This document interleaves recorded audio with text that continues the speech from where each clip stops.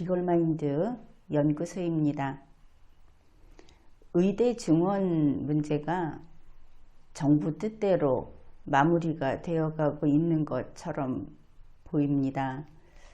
이것이 조중동을 보면 그렇게 보이고 또 다른 언론 매체를 보게 되면 꼭 그런 것만은 아닌 것 같다 이렇습니다.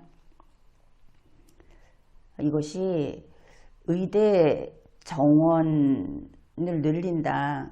그러니 간단히 생각해서 의사들이 자기들의 그 밥그릇을 두고 경쟁하는 사람들이 늘어날 것을 걱정해서 의료계에서 반대를 한다. 이렇게 생각을 한다면 그런 면도 있을 수 있지만 지금 상황은 좀 다르다. 이렇게 이야기를 하겠습니다. 원래 의료계에서도 의대 정원 증원은 원하고 있었죠. 그런 면에서 이제 일도 양단을 해가지고 그렇게 말하기는 어렵다 하는 겁니다. 그런데 여기에는 정치적인 어떤 그 구도가 그 바탕에 있다. 그렇게 생각을 해서 그 이야기를 좀 해보기로 하겠습니다. 2024년 2월 6일에 정부에서는 의대 2,000명 증원을 발표했습니다. 무려 한 해에 2,000명씩 늘린다. 이런 것입니다. 그런데 여기에 대해서 더불어민주당이 어떤 그 세밀한 것을 가지고 정부를 비판은 하지만 이 의대 증원에 대해서는 민주당과 윤석열 정부가 의사가 합치된 것으로 그렇게 보입니다. 그리고 나서 윤석열 정부는 흔들림 없이 바로 이 정책을 계속 앞으로 밀고 전진을 계속하고 있습니다. 그러다가 5월 24일에 2025 입시에서 의대 정원을 1,509명을 증원하기로 이렇게 확정을 했죠. 그러면서 이제 정부가 그 다음으로 지금 우리가 의료개혁을 이거 하고 있다 하고 이야기한 것이 필수 의료 수가를 인상하겠다. 그래서 여기에 10조 원 이상을 투입하겠다고 하고 있습니다. 또 하나는 의료사고 처리 특례법 이것을 제정을 하겠다. 그러니까 이제 의료인들이 원하는 것이 되겠죠. 불가피한 의료사고는 뭐 면책이 된다든지 하여튼 사법 책임을 면하게 해준다는 이야기는 면책 쪽이 아니겠습니까? 이걸 제정하겠다. 앞으로 쭉쭉 나가고 있는 것이 보입니다. 그런데 의대 증원 발표를 한 이후 3개월 동안에 이제 우리 국민들의 그 치료를 하고 의료 서비스를 받고 하는 데 있어서는 아주 큰 변화가 있었습니다. 많은 것이 바뀌었죠. 우선 국민이 5명이 사망했다. 그런데 그 의료계와 정부의 이 밀고 당기기 뭐 그렇게 보이지 않습니까? 그 속에서 또 인과관계를 따져보면 얼마나 그 사망이 이것과 관계가 있을지, 더 많은 사람들이 그런 피해를 당한 것일지 이것은 살펴봐야 할 겁니다. 그 다음에 지방보건소에 있던 그 공중보건의를 큰 병원으로, 지역의 큰 병원으로 차출을 했습니다. 그러다 보니 보건소에 의료 공백이 나타났죠. 그런데 그것만이 문제가 아닙니다. 왜 공중보건의를 차출했느냐? 그거는 의사가 없으니까 그랬겠죠. 바로 지역의 큰 병원은 전공의가 됐든 어떻든 의사가 있던 그 자리를 대신 공중보건의가 진료를 하고 있다 하는 겁니다. 뉴스에 나왔습니다. 공중보건의가 나는 그런 거 배우지도 않고 해보지도 않은 의료 처치를 나한테 하라고 하니까 난 못하겠다. 이런 사람들이 많다고 하죠. 그 이야기는 우리 국민이 진료를 받으러 갔을 때 그런 사람들에게 진료를 받고 있다. 이런 뜻입니다. 결국 한국의 의료 상태, 이것은 3개월 전부터 지금까지 계속 나빠지고 있다. 이것은 분명한 것 같습니다. 그런데 정부는 여전히 큰 소리를 칩니다. 뭐 이런 것들이죠. 의사가 부족하다, 의사가 없다. 이러면 군의관을 증원하겠다. 또 외국인 의사를 수입하겠다. 이런 말도 했습니다. 물론 그 전에 진료보조 PA 간호사로 이 전공의 자리를 채우는 이런 땜질도 했습니다. 여기에서 우리가 생각해 볼 것이 외국인 의사를 수입해 오게 되면 그 사람들도 의료사고 처리 특례법의 혜택을 받아서 면책받겠죠. 그렇지 않겠습니까? 그리고 이제 2025년 입시에서 이번에 이제 1,509명 증원 확정을 하면서 그 다음 단계로 하는 것이 국민이 자기가 원하는 병원에 가서 진료를 받을 수 없게 제한을 하는 조치를 지금 하고 있습니다. 상급 종합병원, 이것을 전문의 중심으로 전환을 시킨다. 그게 무슨 뜻이냐 하면은 경증 환자라고 할 수 있는 사람은 지역병원밖에 쓸 수 없게, 지역병원에서만 진료를 받게 하는 것입니다. 우리 국민들은 가만히 앉아서 이런 피해를 보고 있는 겁니다. 이 의료 서비스에 있어서 피해라는 것은 곧 생명과 또 건강 상태와 직결이 되는 것이 아니겠습니까? 아무튼 이런데 윤석열 정부는 계속 직진이다. 앞으로 전진을 하고 있다. 이제 의료계에서도 궁금한 겁니다. 정부가 도대체 뭘 믿고 저러는 것일까? 이런 일이 있었죠. 2024년 3월 17일 박민수 보건복지부 2차관, 그 사람이 의사들이 그러니까 의대 교수가 사표 내겠다, 혹은 전공의가 뭐 나간다, 뭐 계속 이러니까 한국의 의사가 한 명도 남아있지 않게 되면 전세 비행기를 내서라도 환자를 실어 날라서 치료하겠다. 그래서 국민들은 그냥 무슨 저런 간이 배 밖에 나온 소리를 하느냐, 이렇게 씁쓸해하고 말았는데, 이제 보니까 이 말에도 그런 말을 하는 믿는 데가 있었더라 하는 것을 나중에 알게 됐습니다. 그 이야기도 이제 할 겁니다.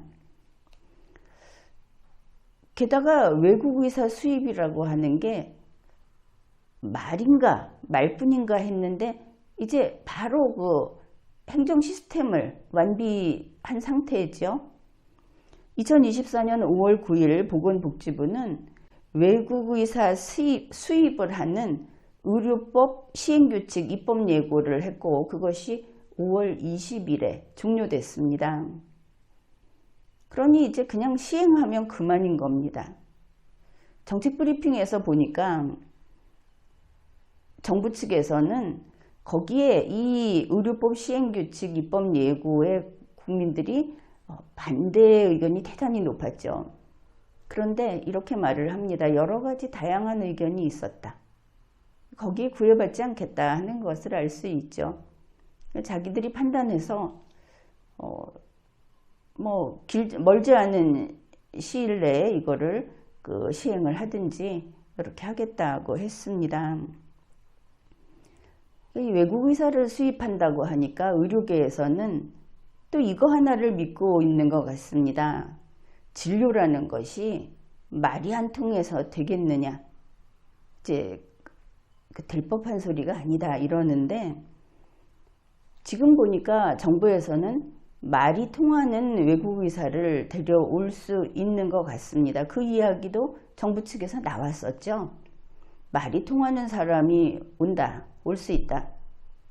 그게 사실이더라 하는 것을 우리가 이제는 알게 됐습니다.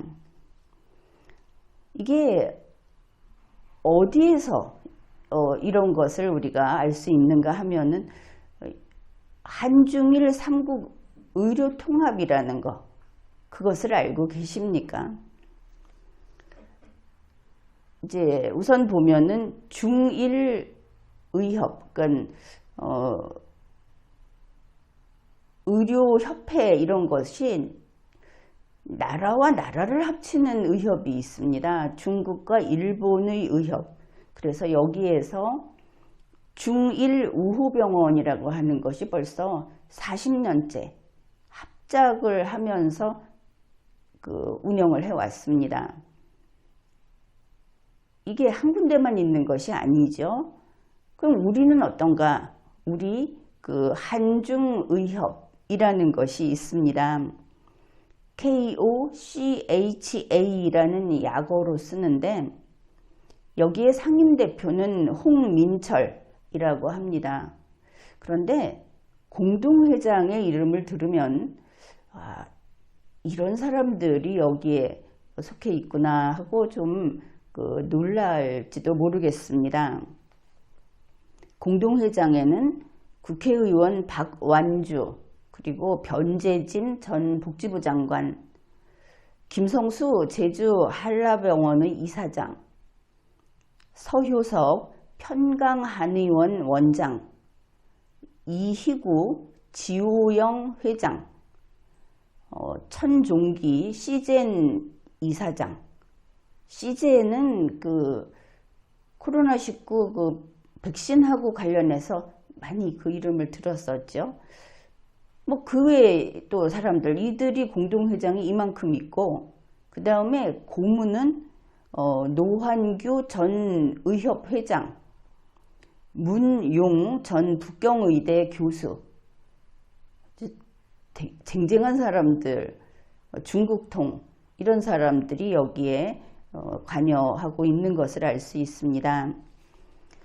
그래서 이 한중의협이라고 하는 데서 한중의료포럼이라는 것을 이제 만들고 이것을 개막식을 했습니다.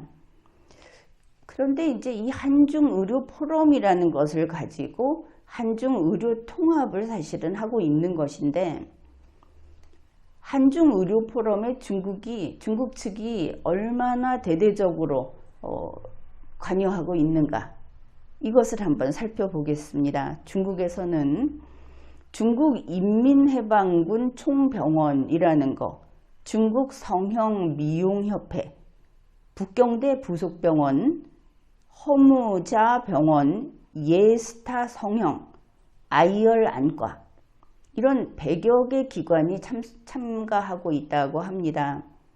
이렇게 들으면 몇 개구나, 100개구나 이렇게 할 텐데, 중국은 공산국가 아닙니까? 모든 것이 관제다 이렇게 보면 될 겁니다. 말이 민영이라고 해도. 중국 인민해방군 총병원이라는 데는 어떤 곳이냐 하면, 이름은 한 개뿐이지만 301 병원, 칭화대병원, 이런 상급 종합병원 120개의 병원장들이 임원으로 들어있는 그런 조직입니다. 그런 학회라고 할지 그런 조직이고, 중국 성형미용협회라고 하는 것은 중국의 성형, 피부, 치과, 항노화, 이거 관련된 병원 1000여 개가 여기 회원으로 들어있는 그런 조직입니다. 규모가 어마어마하죠.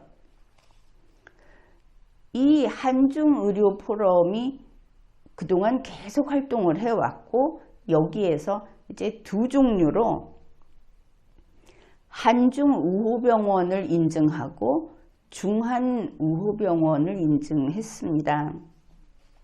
그러니 한중은 우리나라 쪽 병원이고 중한은 중국 쪽 병원인 것을 알 수 있죠. 이러한 여기에 보면은 그 아이열 안과 소개를 했죠. 아이열 안과 그룹이 얼마나 그 규모가 큰가, 그거부터 좀 살펴보겠습니다. 아이열 안과 그룹이라는 것은 중국에 500여 개, 그리고 홍콩, 미국, 유럽, 동남아 이런데 100여 개의 병원, 의료센터를 운영하는 중국 안과의 체인 브랜드입니다. 우리나라 병원들도 안과병원 찾아보면 아이열 안과하고 뭐를 체결했다, 아이열 안과 그룹하고 어떤 관계가 있다, 이런 거를 홍보하는데 쉽게 찾아볼 수 있습니다. 여기에서 이렇게 다른 나라에다가 병원을 설립하는데 중국에서 그 방법은 합작을 하는 방식이 있고 또 하나는 인수합병 방식이 있다고 합니다. 인수합병은 이게 만약에 한국의 어느 안과병원인데 경영이 어렵다, 그런 경우에 그 기존 병원은 그대로 다 놔두고 속에 있는 것을 중국식으로, 중국 병원식으로 싹 바꾸는 겁니다. 물론 우리나라가 진출할 때도 똑같은 방식으로 가는 것이겠죠. 이걸 생각해 봤을 때 우리 한국에 이 아이열 안과 그룹이 이렇게 큰데 이게 연계된 병원들이 많다는 것은 중국 자본에, 중국 돈에 잠식당한 사례가 많을 수 있다.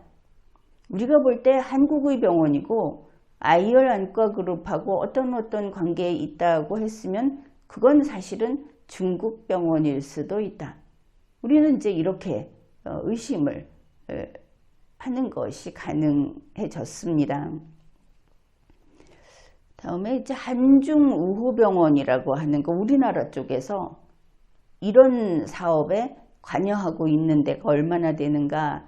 최근의 것은 원래는 50개 이상 이렇게 된다고 하는데 최근의 것은 자료를 찾지 못했고 2016년 3월 26일 현재 12개의 병원이 이 한중우호병원으로 인증을 받았습니다. 거기에 서울대학교 병원, 중앙대학교 병원, 제주 한라병원, 오라클 피부과, 그리고 성형외과로는 허쉬 성형외과, 이지엔 성형외과, 압구정 드림 성형외과, 쉬즈라인 성형외과, 레드 성형외과, 그리고 요양병원이라고 하는데 대전 웰리스 병원, 이런 데들이 여기에 인증을 받았습니다. 그러면은 이 우호병원이라고, 한국과 중국의 우호병원이라는 것은 어떻게 사업을 하는가? 기술 교류를 하고 의료진을 파견합니다. 이걸 타고 중국 의사가 들어올 수 있겠죠. 환자를 송출합니다. 한국 환자를 중국에 보낼 수 있는 겁니다. 의료진 위탁 교육을 합니다. 그리고 합작 병원을 설립합니다. 한국에 중국 병원을 설립할 수 있는 것이죠. 이게 우호병원이 하는 사업입니다. 그리고 이제 첫 번째가 한중의협을 이야기했는데 두 번째는 한국국제의협이라는 것이 또 있습니다.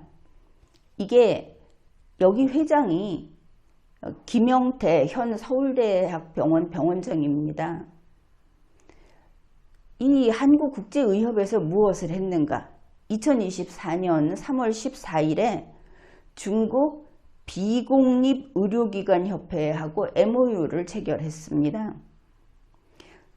이 중국 비공립의료기관협회라는 것은 무엇이냐 하면 중국 전체 의료기관의 67%에 이르는, 그 숫자는 65만 개가 넘는다고 합니다. 그것을 관리하는 민영 의료산업 관리 조직입니다. 거기하고 MOU를 체결했다.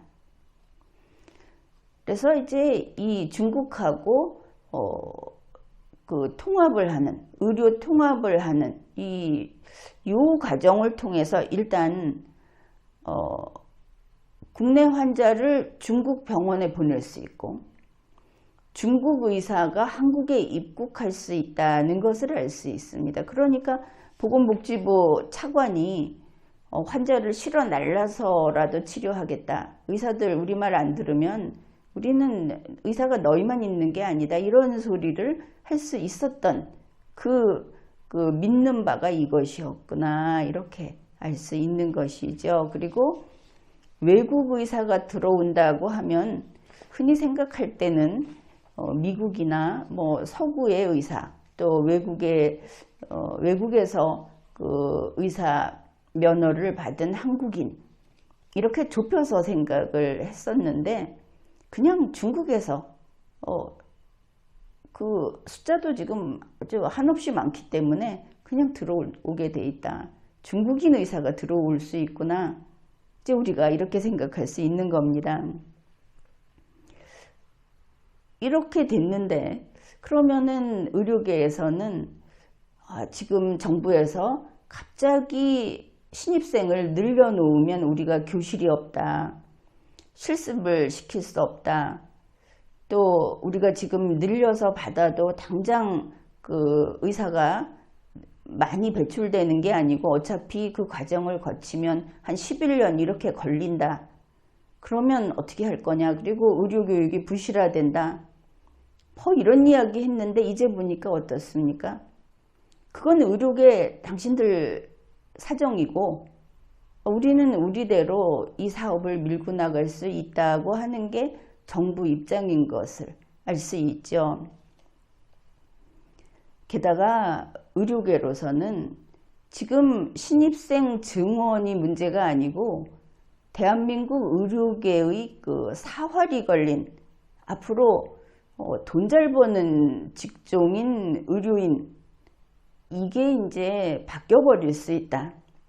그것을 좀 생각해야 하겠습니다. 한중 의료통합이라고 하는 것은 중의학, 우리 한의학이 아니고 중의학 그리고 서양의학을 통합하는 것을 원칙으로 합니다. 이것이 코로나19 그 팬데믹 이후에 중국이 추진하는 노선이고 이걸 가지고 그 사람들의 그 건강뿐 아니라 생명줄이 달렸다고 하니까 이걸 가지고 그 세계를 좀 장악하려고 하는 것이 중국의 입장인 것을 알 수 있습니다. 그런데 이것이 우리가 웃어넘길 수 있는 일도 아니고 간단치 않은 일인 겁니다. 2023년 9월 3일 지난 그 가을입니다. 베이징 중의학 그리고 보건산업 국제 싱크탱크 포럼이 그 개막을 했습니다. 이게 중국에는 국가중의학국이라는 그 부서가 있습니다. 거기에서 지도를 해서 거행된 행사, 정부 행사라고 보면 되겠습니다. 여기에 보니까 다국어 중의학 교육팀을 그동안 운영해 왔다고 합니다. 요즘 보면 중국에 한국어 능력자가 참 흔한 것을 알 수 있죠. 이 사람들이 한국어 교육을 시킨 이유가 있다. 한국의 의사들이 다른 직종에 비해서 무슨 돈 버는 게 6.8배인가 이렇게 많다고 하죠. 그러니까 노른자인 겁니다. 이게 탐이 나니까 한국을 집중 공략하려고 작정을 한 모양입니다. 물론 아주 긴 세월 준비를 해왔습니다. 그런데 우리가 좀 주목할 것이 2023년 9월 3일 이 중국의 포럼, 여기에 한국의 동국대 의료원 이름이 나온다 하는 겁니다. 한국의 동국대학교 의료원이 중국 중의과학원 왕징병원하고 2단계 합작 협정을 체결했다. 그럼 1단계 벌써 지나갔구나 하는 거 알 수 있죠. 1단계 협약은 10여 년 전에 이미 체결을 했습니다. 그것도 베이징하고 장춘 두 곳에서 했고, 그리고 그때부터 동국대 의료원은 우리가 알다시피 동국대 하면 한의과대학 이렇게 알고 있지 않습니까? 그런데 그때부터 서양의학인 의과대학과 한의과대학을 같이 운용해 왔다. 중국식으로 말하면 중의학과 서양의학을 통합하는 이런 교육을 해왔다. 그것을 알 수 있습니다. 지금 동국대 의료원은 일반 진료를 하죠. 그러면서 이 베이징과 장춘이라는 곳을 어떻게 설명하느냐 하면 한국과 일일 생활권에 드는 곳이라는 게 중요하다. 그래서 이 한국과 중국이 이런 식으로 합작을 할 때는 환자를 서로 송출하는 방식으로 한다.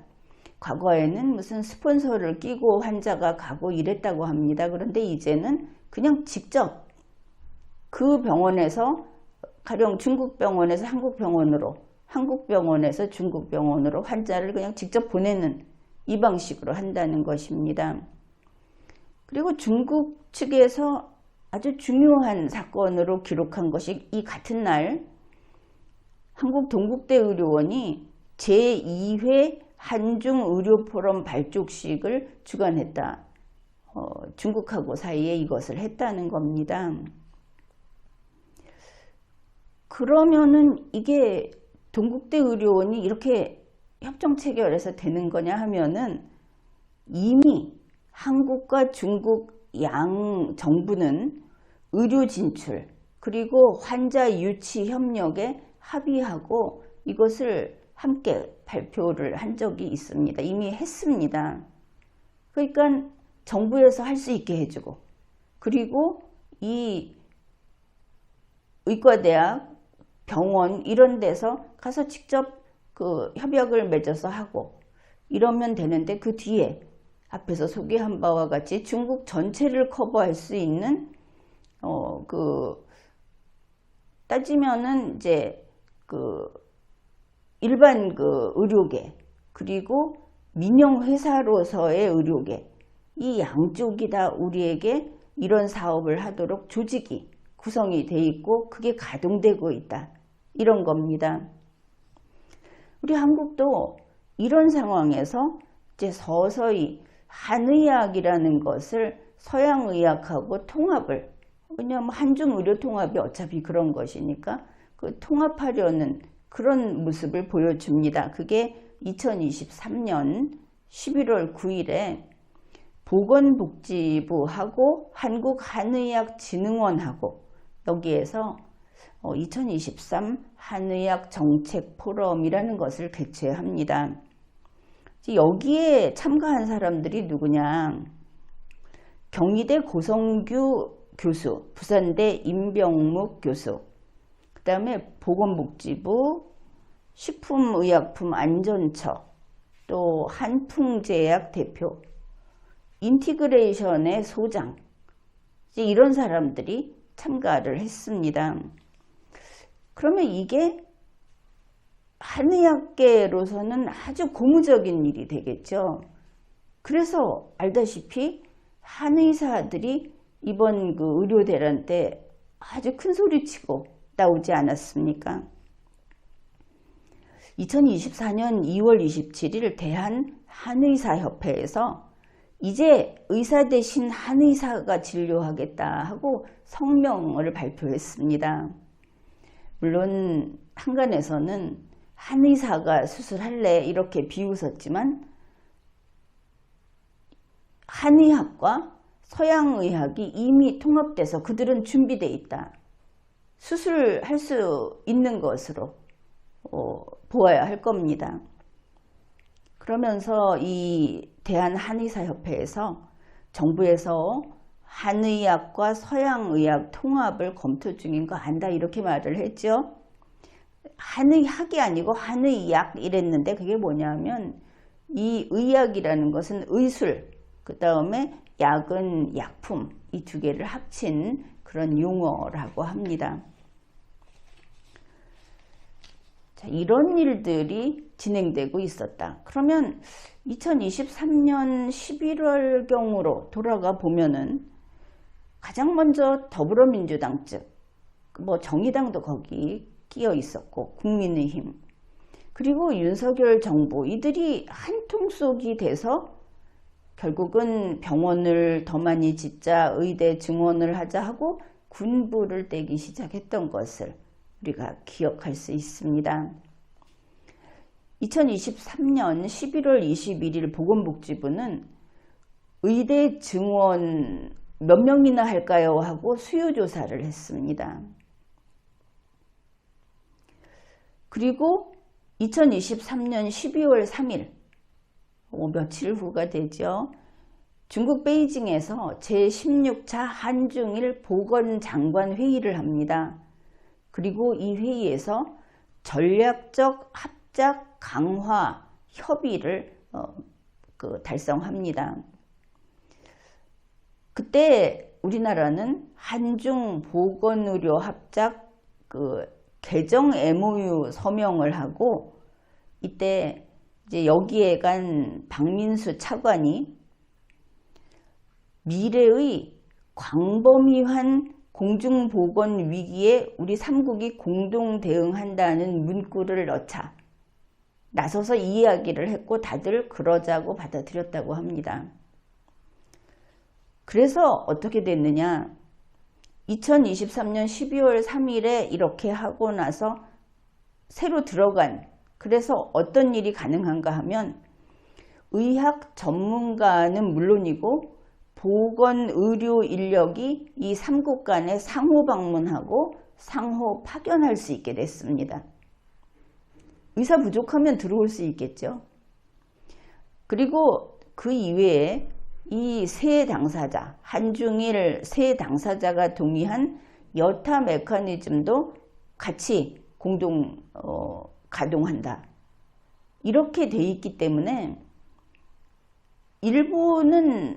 일본에서 올 수 있죠. 근데 일본보다 지금 이렇게 준비가 돼 있고 대대적으로 사업을 벌이고 있는 중국에서 들어올 수 있다.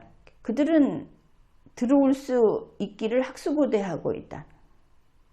뭐 이미 들어와 있기도 하겠지만, 이런 이제 새로운 사실을 이제 국민들이 알게 된 겁니다.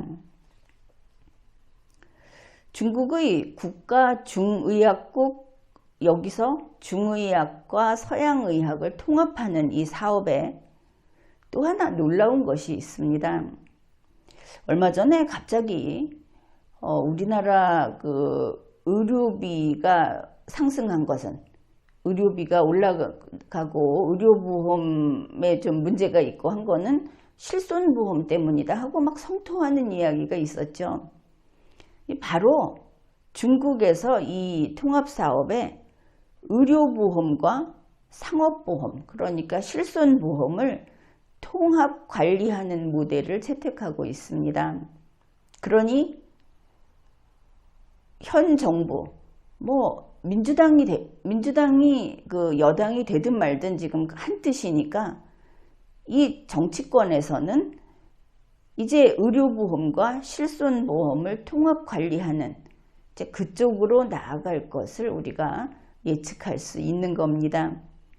그런가 하면 중국은 한국에 이제 들어오면 특히 노리고 있는 그 분야가 있는데, 그게 바로 쉽게 돈을 많이 벌 수 있는 피안성, 정제영, 이것을 노린다고 합니다. 이게 약자인데, 피안성은 피부과, 안과, 성형외과, 정제영은 정신과, 재활의학과, 영상의학과, 이렇게 된다고 합니다. 윤석열 대통령이 전 국민의 정신과 치료를 보장하겠다고 이야기했던 것도 문득 떠오릅니다. 이게 무슨 관계가 있는 것인지 하면서. 그런데 이러한 한중일, 특히 우리 한국과 중국이 문제가 되겠죠. 일본은 뭐 또 이제 나와 봐야 아는 건데, 이러한 의료 통합이라고 하는 것이 2024년 5월 26일 서울에서 열린 한중일 정상회의에서 확인이 됐습니다. 그러니까 중의학과 서양의학을 합치는 이 사업, 이게 단지 의학 분야에만 한정되지 않더라 하는 걸 알게 된 것이죠. 뭐냐면 여기에 고급 제조, 디지털 경제, 빅데이터, 인공지능, 생물의학, 바이오의학 이런 게 결합이 된다고 분명히 중국 측에서 밝히고 있기 때문입니다. 그러면 한중 의학 통합, 이거는 경제무역합작, 경제무역통합으로 가는 것을 알 수 있고, 이것은 명시적으로 밝히기도 했습니다. 이번에 중국 외교부 홈페이지에서 확인할 수 있었는데 5월 26일 리창이 윤석열 대통령에게 이렇게 말을 했습니다. 중국 장춘의 한중 국제협력 시범지구, 이곳의 합작을 심화, 강화하기를 원한다. 중국은 그렇게 할 의사가 있다. 그러면 중국 장춘의 한국과 중국의 국제협력 시범지구라는 것이 무엇인가? 근 1년 전 2023년 4월 3일에 이 뉴스가 보도됐었습니다. 장춘은 중국 길림성의 장춘시라는 곳인데 이 중국 장춘에 의료복합단지를 추진한다. 이런 기사가 났던 것이죠. 이제 그 중국 쪽에서 한국을 방문했을 때 이제 한국 쪽에서 나간 사람들이 산업통상자원부, 그 다음에 국민의힘의 한무경, 이인선 의원, 삼성전자 부사장, SK이노베이션 부사장, 그리고 중소기업의 대표라고 하는데 이 사람도 끼어 있어서 좀 특이했습니다. 신동화 NKCL 바이오그룹 회장, 이런 사람들이 참가했는데, 참고로 이 신동화 회장이라는 사람은 과거에 어떤 일을 했는지, 어떤 연구를 했는지, 어떤 전문가인지 하는 과거에 대해서는 일체 알려지지 않고 있습니다. 다만 2006년인가 하여튼 오래전부터 하여튼 중국에서 이런 사업을 했고 2016년에 사드 문제로 그 사업을 중단했다가 2017년부터 지금까지 계속 다시 하고 있다는 정도는 나와 있습니다. 좀 특이한 것은 이 사람은 아주 종교에 굉장히 심취한 신앙인으로서 이 중국의 사업을 기도로 이루었다고 한 그런 인터뷰 내용도 봤습니다. 이런 사람도 참가하고 있다. 그러니 장춘 의료복합단지 이거를 더 심화하고 강화하기를 원한다. 그 이야기를 리창이 직접 윤석열 대통령에게 말을 한 것이고 그렇게 됐습니다. 그래서 이번에 의료대란을 사실 정부가 일부러 일으켰다.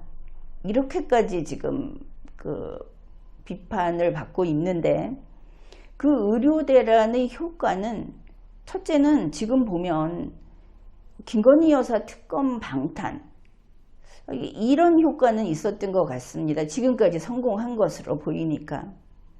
그 다음에 총선이 어차피 국민의힘에게 불리할 것이다 하는 건 예견됐었습니다. 그런데 이 의료대란을 일으킴으로 해서 민주당이 압승하는 데 기여를 했다. 그 결과 윤석열 대통령에게는 어떤 이득이 있었는가 하면 이재명 대표와의 영수회담 이게 성사됐고 민주당 측하고 해서 무슨 이두제 대통령 두 사람으로 운영을 해나가자 뭐 이런 이야기까지 될 만큼 아주 밀착이 되고 합의를 이루어냈다. 그것을 알 수 있죠. 그런 면에서 윤석열 특검 방탄 역할도 좀 했다.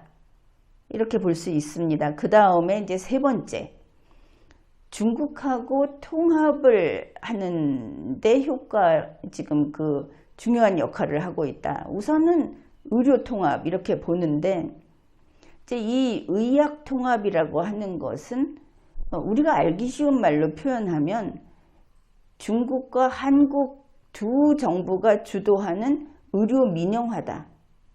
이걸 완전히 사업 투자하듯이 지금 하고 있으니까, 그 다음에 그 실손보험까지 의료보험과 실손보험의 이 2종 보험을 통합하는 그런 통합이다. 이런 것들을 읽어낼 수가 있습니다. 게다가 여기에서 더 중요한 것은 윤석열 정부 그리고 이제 이두제로 같이 가기로 한 이재명 그 민주당 측, 이 양쪽에서 통일을 추구하고 있다. 이 부분을 한번 또 들여다봐야 할 것 같습니다.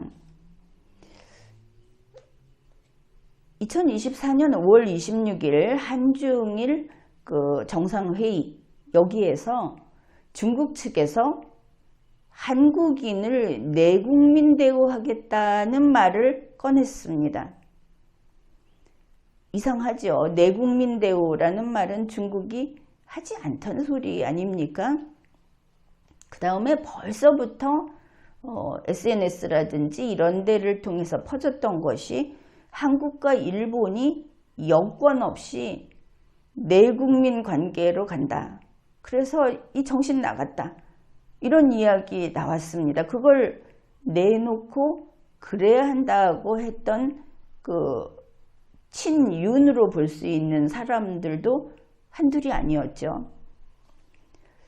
자, 중국이 한국인을 내국민 대우한다. 한국과 일본인, 한국인과 일본인이 내국민 관계로 간다. 그러면 세 나라가 한 나라가 된다는 뜻인가? 쉽게 이렇게 생각할 수 있을 겁니다. 거기에 대해서 2024년 그 5월 24일인가 하여튼 5월에 중국 외교부 대변인이 그 정례 기자회견에서 이렇게 이야기를 했습니다. 25년 전에 한중일 합작 이 사업을 시작했다. 여러 이야기를, 아주 희망적인 이야기, 환영한다는 이야기를 많이 했는데, 우리는 여기서 25년 전만 보고 갑시다. 25년 전이면 1999년이 되겠죠. 이제 그 1999년이 왜 중요한가? 이거는 또 우리가 짚어볼 수가 있습니다. 자, 이런 게 있었고, 2024년 5월 13일 조두열 장관이 중국에 갔죠. 왕위를 만나서 이렇게 말을 했습니다. 우리 정부는 중국과의 관계를 매우 중시하고 있다. 미국이 있는데. 하여튼 이렇게 말을 했습니다. 그리고 한중 합작에 맞춰서 새 시대의 지평을 열려고 한다. 그러면 뭔가 지금 노선을 조정하겠다는 건가 싶죠. 그리고 5월 26일 이제 한중일 정상회의에서 중국의 리창과 윤석열 대통령이 양자회담을 했습니다. 그때 그 이후에 쌍방이 하기로 했다 하는 게 이겁니다. 고위급 전략 대화, 외교안보 2+2 대화, 한국과 중국 1.5 트랙 가동. 이거 무슨 문재인 대통령 때로 돌아갔는가 싶지 않습니까? 전부 다시 나오고 있죠. FTA 2단계 협상을 가속화하고 뭐 서비스 법률 이것까지 지금 개방하겠다고 하고 있고, 인문교류 추진위원회와 청년교류를 재개하려고 한다. 이 부분이 예전에 그 일제강점기 때 조선인과 일본인을 혼인을 장려하고, 그래서 그 국민들이 서로 그 동질감을 느끼게 하려고 했던 거 기억할 겁니다. 문재인 대통령 때 이 동남아 쪽, 그쪽하고 이 혼인을 장려하고 또 서로 그쪽에 가서 살고 이렇게 해서 동질감을 높이려고 했던 거 기억할 겁니다. 지금 같은 그 맥락이다. 그렇게 보면 되겠습니다. 자, 이렇게 했는데 그러면 중국은 윤석열 대통령과의 이 회담 그리고 한국과의 관계를 어떻게 보고 있을까? 그렇지 않아도 국내 신문들이 보도했습니다.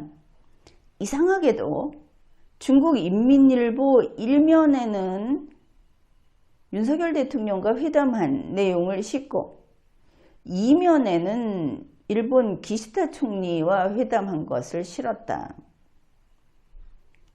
결국 한중일 통합이라고 하는 거기에서 중국의 입장에서는 일본보다 한국이 쉬웠거나 한국이 바짝 중국 품 안에 뛰어들었다고 판단한 것을 알 수 있습니다. 현재 제1다수당인 더불어민주당 그리고 그 다음인 국민의힘, 이 두 정당은 몇 가지 면에서 합의에 도달한 것을, 의견이 일치되고 있는 것을 알 수 있는데 5.18이라는 것이 대한민국의 토대이다. 그래서 대한민국의 바탕인 근본인 헌법에 5.18을 넣어야 한다 하는데 합의했습니다. 그 다음에 통일을 추진한다. 여기에 합의를 한 것을 알 수 있습니다. 문제는 그 통일이 어떤 통일일까? 이런 것이죠. 아니, 통일이 뻔한 것이지 어떤 통일이 있느냐? 지금 바로 그것을 생각해야 하는 그런 상황이 됐습니다. 최재형 씨라는 사람이 있습니다. 그 사람은 김건희 여사 명품백 몰래카메라 피의자로 조사를 받고 있는 인물입니다. 그 최재형 피의자가 김건희 여사로부터 이런 말을 들었다고 합니다. 내가 5년 임기 내에 통일을 시키겠다. 김건희 여사는 통일을 원하고 있다. 이것을 알 수 있습니다. 그 다음에 천공이라고 하는 유튜버, 그 유명인이죠. 그가 또 이런 말을 했습니다. 통일은 흡수통일이다. 그러니까 북한을 우리가 먹는, 삼켜버리는 흡수통일이다. 이렇게 말을 했죠. 윤석열 대통령은 2024년 3월 1일 3.1절 기념사에서 이렇게 말을 했습니다. 3.1 운동은 통일로 비로소 완결되는 것이다. 그 다음에 한국과 일본 두 나라는 아픈 과거를 딛고 새 세상을 향해 함께 나아가고 있다.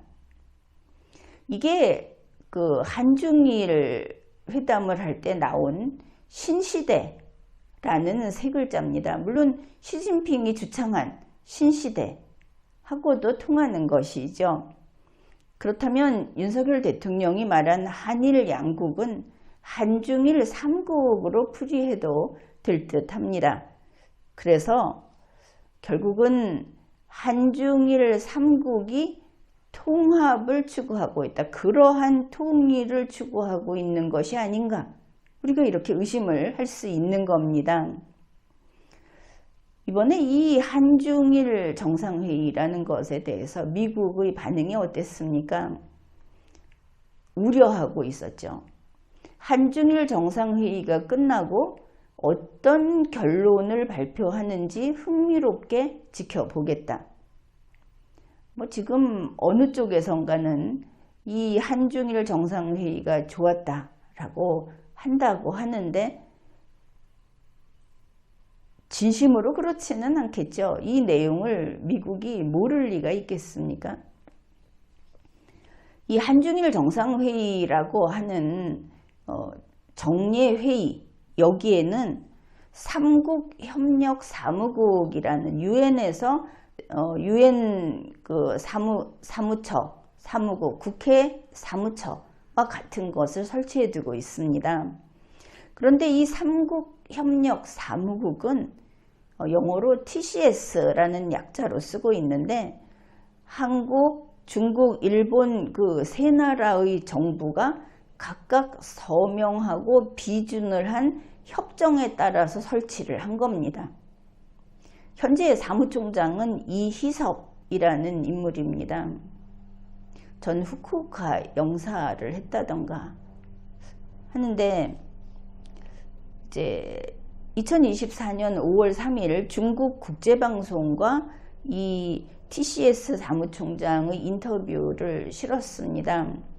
거기에 이 한중일 통합이라고 하는 것은 1999년 김대중 대통령 때 시작됐다고 합니다. 이제 중국 외교부 대변인 왕원빈이 이게 25년 전부터 시작된 거라고 한 의미를 알 수 있죠.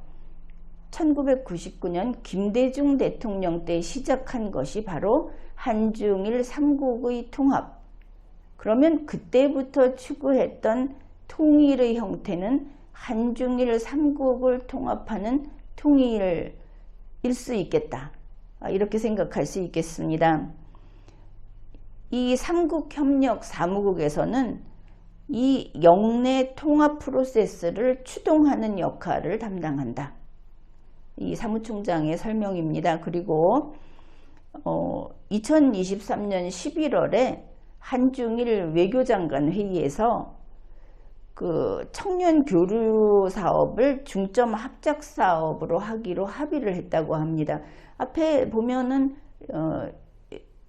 리창 여기 리창하고 윤석열 대통령의 그 양자회담 거기에서도 인문교류 추진위원회 청년교류 이런 것을 하겠다고 했죠. 그게 그런데 무슨 의미인가가 중요한 겁니다.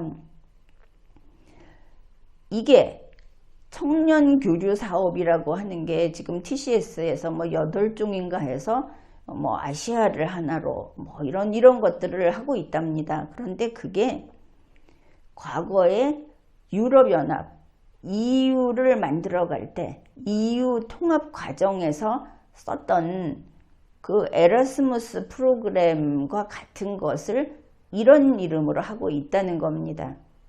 자, 이 정도 되면 한중일 삼국이 EU를 만들려고 하는구나. 그것을 짐작할 수 있죠. 그렇지 않아도 중국 측에서도 그렇고 또 이 TCS 측에서도 그렇고 계속 이런 말을 합니다. 한중일 삼국은 이 아시아에서는 리더격이다. 아시아의 핵심이다. 그 예로 이렇게 이야기를 합니다. RCEP라고 하는 이게 이제 한중일 삼국의 그 FTA라고 하면서 그 속에서 GDP의 83% 이상을 이 삼국이 가지고 있다. 세계에서도 전 세계 인구의 20%를 차지하고 있고 전 세계 GDP의 24%를 차지하고 있다. 한중일은 지리적, 문화적으로 연결된 중요 우방국이다. 그래서 이 셋이 뭉치면 세계의 4분의 1, 그 4분의 1의 힘을 한 나라가 있는 것처럼 쓸 수 있게 된다는 뜻이 되겠죠.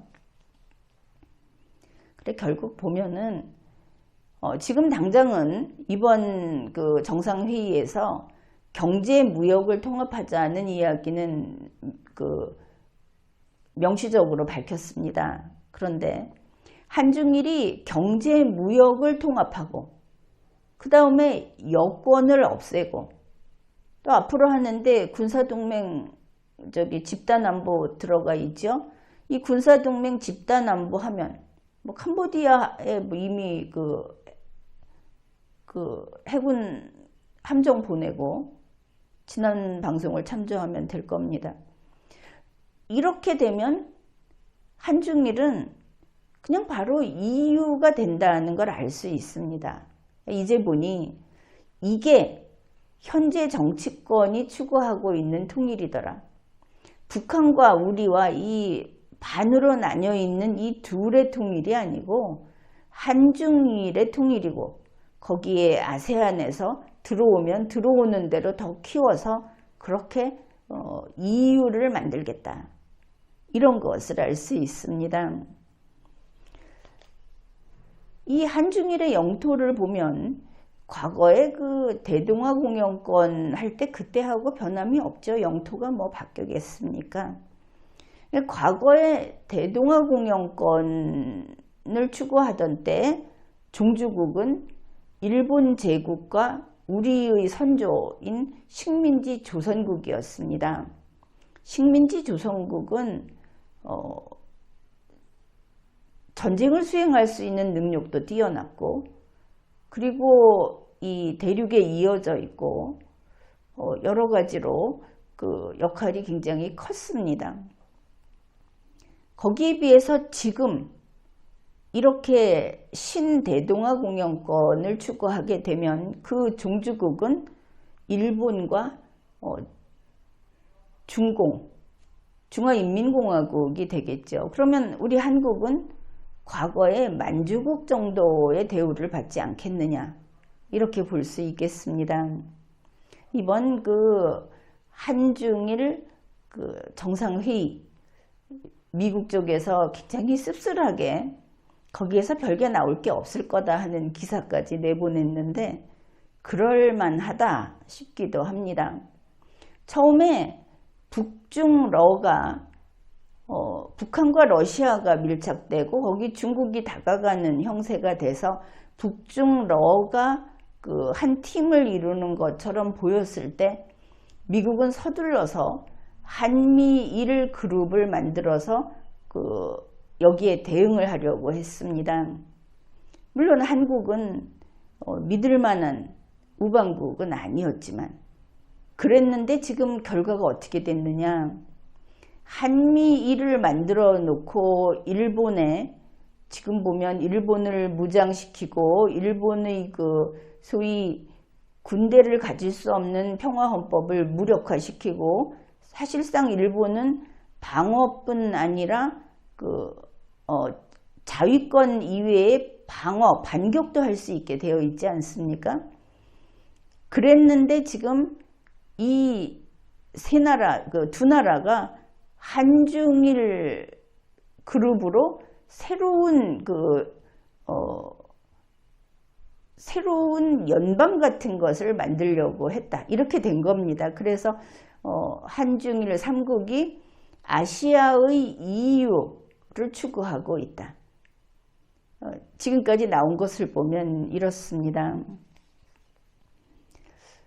그리고 보면 역시 윤석열 그리고 더불어민주당 국민의힘 포함해서 이들이 문재인 대통령의 신대동아 공영권 아나키즘 통일을 지금 실천 중이구나. 이것을 알 수 있는 겁니다. 문재인의 신대동아 공영권 아나키즘 통일 이것은 리걸마인드 연구소에서 낸 보고서인데 이 보고서는 수도권 서울 경기 지역에 살고 있는 분들은 아마 거기 전체에 소위 뿌렸다 할 정도로 그냥 생으로 뿌렸습니다. 그래서 여러분들 집에 찾아보면 어딘가 신문철 사이에 쌓여 있을 테니까 그걸 찾아서 읽어보기 바랍니다. 그리고 만일 뭐 그런 게 없다고 한다면 리걸마인드 연구소 영상으로도 올려놓았고 또 쉽게는 구글 도서로 구입을 해서 볼 수도 있습니다. 결국은 그 보고서에 있던 대로 그 보고서에 보면은 그 세종시 행정수도 그게 어떻게 가는지 우리의 그 경제체제라든지 이런 게 어떻게 가는지 통일이 어떻게 가는지 이런 것들을 썼는데 그 보고서가 틀렸으면 좋았을 텐데 아무튼 지금 결국은 문재인의 그 정책을 윤석열이 실천하고 있다, 집행하고 있다 이렇게 평가를 하겠습니다. 지금까지 리걸마인드 연구소였습니다.